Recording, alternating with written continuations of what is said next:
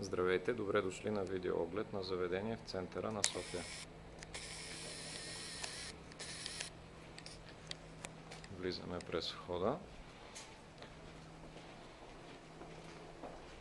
Заведението е на две нива.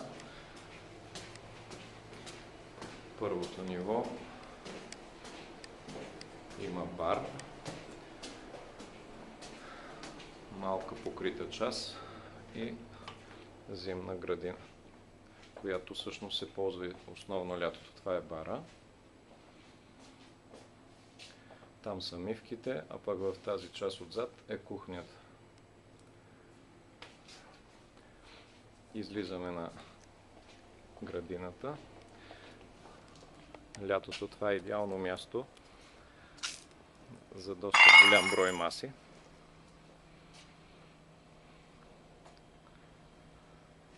Има бар. Както виждате, има и доста голяма открита част.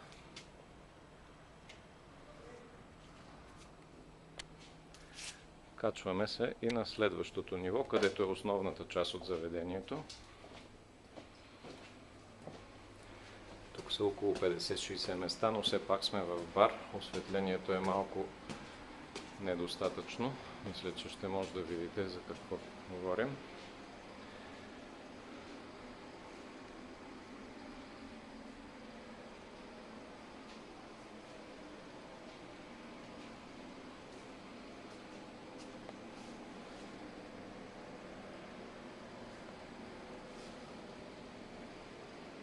Санитарните възли са на долното ниво, тук има място и за диджей.